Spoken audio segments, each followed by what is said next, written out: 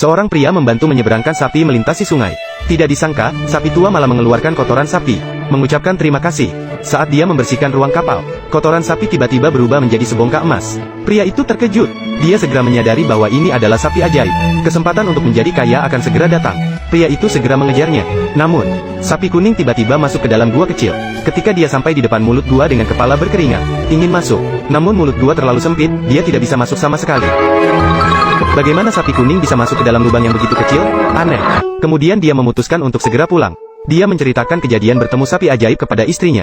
Dia berlari pulang dengan cepat. Sayang. Istri, aku memberitahumu tentang sapi kuning yang bisa mengeluarkan emas. Saya melihat dia. Dia masuk ke dalam gua. Nah, cepat bawa dia kembali.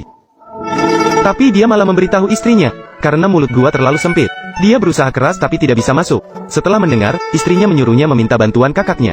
Mereka pergi menggali gua untuk mencari sapi dewa bersama. Ketika kakak mendengar cerita yang menakjubkan ini, dia merasa kesempatan untuk menjadi kaya telah tiba. Dia tidak sabar untuk berangkat. Namun anaknya mengatakan itu adalah uang haram. Dia tidak ingin pergi bersama ayahnya. HMPH, biarkan anak bodoh itu pergi. Kemudian kedua saudara itu membawa cangkul dan sekop. Mereka tiba di depan gua. Itu dia, sapi kuning itu masuk dari mulut gua ini. Benar, aku melihatnya dengan mata kepala sendiri. Maka cepatlah menggali gua. Aku akan kembali dulu untuk memasak makanan untuk kalian. Bersama kedua saudara itu, satu cangkul dan satu sekop. Tanah di luar gua semakin tinggi terbentuk. Kedua orang itu juga lelah sampai keringat mengucur di punggung. Mulut gua masih begitu sempit. Ketika si tua yang mengayuh perahu ingin mencoba masuk dan mencoba menemukan mulut gua terlalu kecil, sama sekali tidak bisa masuk. Ayo, mari istirahat sebentar. Mari makan dulu. Setelah makan, kita akan menggali lagi, pasti akan menemukannya kan?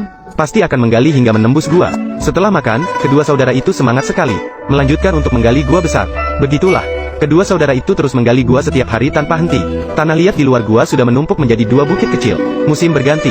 Saat istri datang lagi membawa makanan, dia mulai merasa curiga. Kedua orang itu meninggalkan pekerjaan pertanian dan terus menggali gua siang malam. Namun tidak ada hasil sedikit pun. Ayo, kerjakan dengan lebih giat. Sapi kuning ini mungkin sapi ajaib. Dia menyeberangi sungai dengan perahumu tanpa membayar. Dia membawa sekeranjang kotoran dan mengubahnya menjadi emas untuk membalas budi. Tetapi aku jelas-jelas. Apakah Anda melihat dengan mata kepala sendiri sapi jantan masuk ke dalam lubang ini? Ayah dan ibu, sapi jantan mengerti prinsip membalas budi dengan memberikan kebaikan kepada orang lain. Bagaimana kita bisa berharap mendapatkan sapi emas dengan menggali lubang? Ini tidak benar. Kemudian pria itu juga merasa bahwa perkataan anaknya masuk akal.